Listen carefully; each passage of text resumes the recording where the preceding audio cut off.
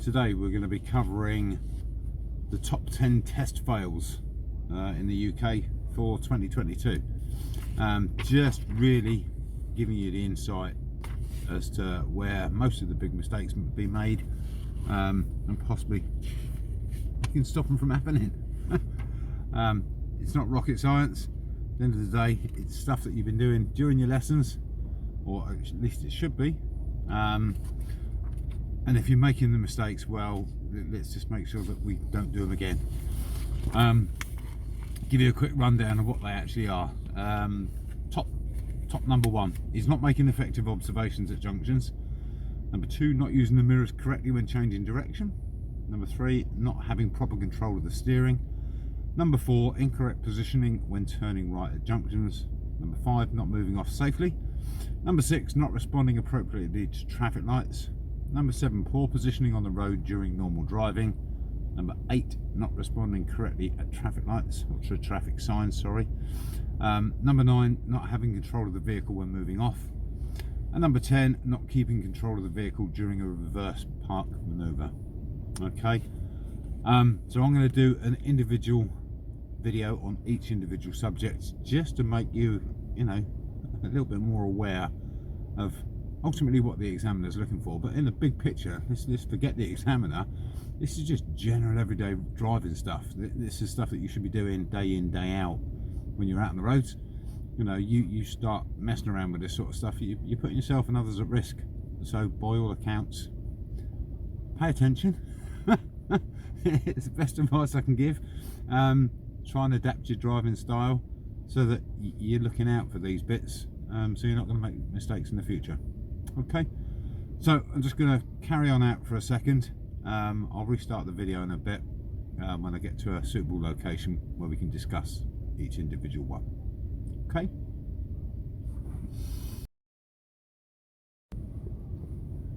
Okay, so item one, biggest test fail, not making effective observations at junctions. All right, so the deal is this could be turning right, this could be turning left. You've got to think about open or closed junctions. As you arrive at the end of a road, can you clearly see left and right? Are there any houses in the way? Are there any fences, trees or something where you physically can't see into the road that you're turning into? If that's the situation, you've got to be stopping, or at least have your speed at such a slow speed that it will give you time to effectively observe left and right at least a couple of times. The examiner's going to be watching out for this, and at the end of the day, he's going to want to see your head turn. He's going to want to see you check your mirrors and give a signal. You've got to assess the approach speeds of other vehicles. Is what you're just about to do as you get to the end of the road to turn left or right, is it going to affect another road user? Will you pull out into that road and cause somebody to slam on their brakes? Will you be pulling out into the road and there's somebody crossing? If you've arrived at that junction too quickly, there's a high likelihood that you're not going to stop in time, you're not going to have made effective observations, and you're going to either have a crash with somebody or you're going to inconvenience somebody through what you're doing.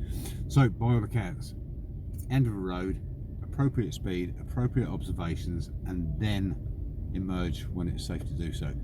Okay, so I'm going to go to the end of this road, and by all accounts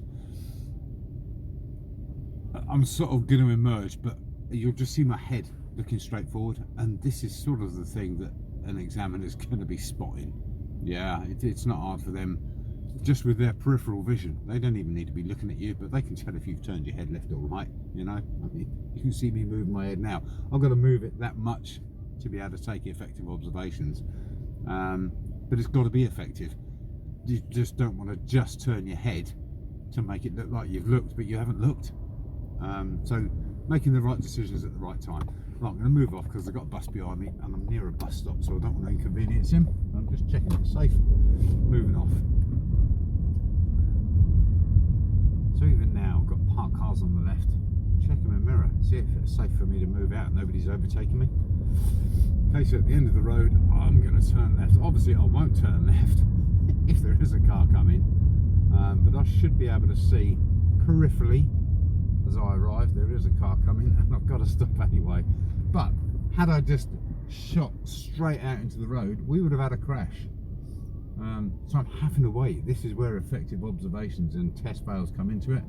Again, if I pulled out now, this blue car coming, would I affect him? Yeah, he's coming at me at quite a speed, but he's turning now, so I can carry on going. But by all accounts, if I hadn't waited and he hadn't indicated, and had I pulled out in front of him, he'd possibly have had to hit his brakes. That means I've caused him to do something that he shouldn't needed to have done because he had the priority on this road. So by all accounts, it's that sort of thing they're looking out for. Yeah, were the observations effective? Did you make the right choice at the right time? If you're unsure, wait. You know, okay, overweighting possibly might lead you to a fault for undue hesitation.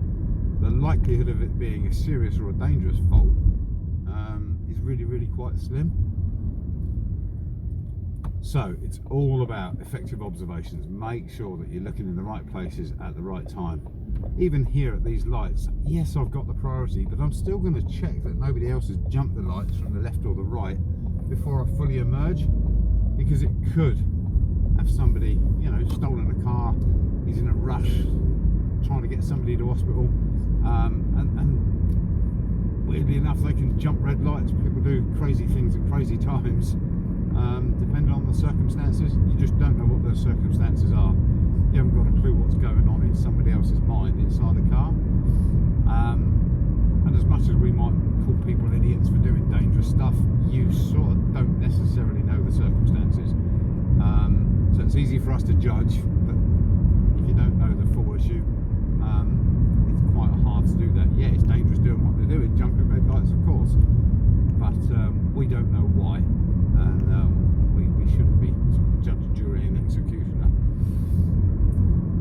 Okay, so again, coming up to these lights, still a junction, I'm going to be turning left. I'm checking my mirrors, and again I'm still checking on my right, see nobody's jumping the lights to the right of me.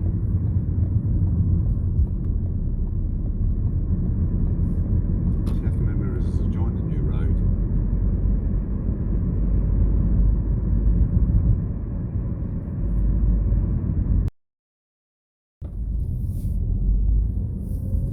So as you can see there, I've come to the end of that road. Stacks of speed reduction, and by all accounts good observations left and right before I've emerged from that junction.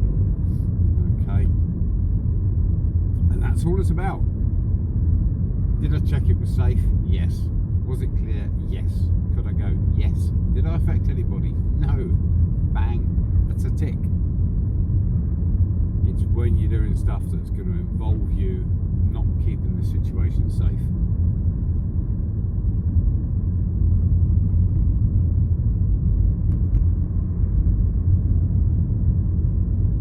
Talking about junctions, we're not just talking about T-junctions or crossroads, Y-junctions, staggered junctions. We're talking about things like roundabouts as well. It's still a junction. So again, if you arrive at a roundabout and you haven't taken effective observations, were you aware of cars coming from your right? Did you have to give way?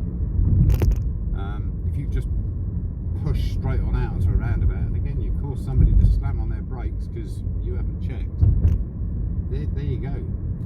Lack of observations at a junction.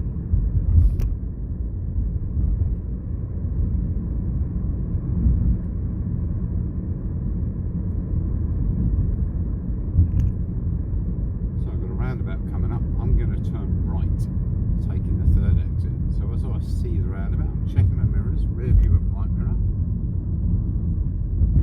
Pop a signal on, reduce my speed, position in the road. Looking to my right, is it safe? Yes. Nobody's coming. Quick check to the left as well. Round the roundabout and an exit indication. Okay, end of this road. I'm going to turn right.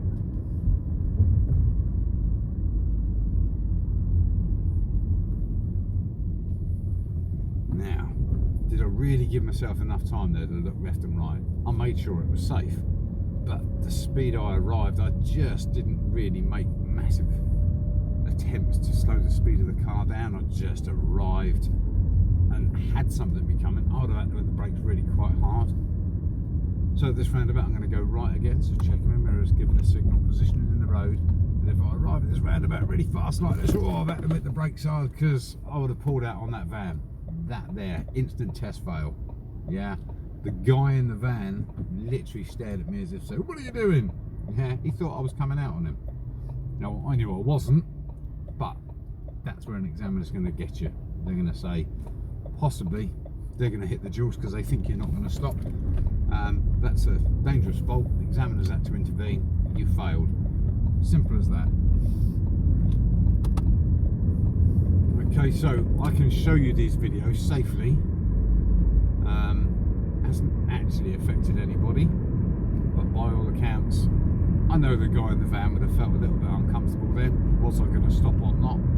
Did he make any attempt to go for his brake? Quite possibly. Hopefully, as an experienced driver, didn't affect him too much. But the fact that we're in another vehicle, again in itself, he'd have been aware that, hey, there's maybe a bit of an experience there. The likelihood is he would have assumed there's an instructor in the car and I'm going to stop you anyway, sort of thing, which is what I would do on the lesson. If I didn't think you were going to stop in time, I'd stop you. Alright, well, at least I'd tell you to stop, and then if you didn't do it, I'd do it. Alright, so observations at junctions. Number one, test fail. It's easy to do it, but realistically, by the time you're at test readiness, they're mistakes that you really shouldn't be making. You should be on top of this and have been on top of it for quite some time.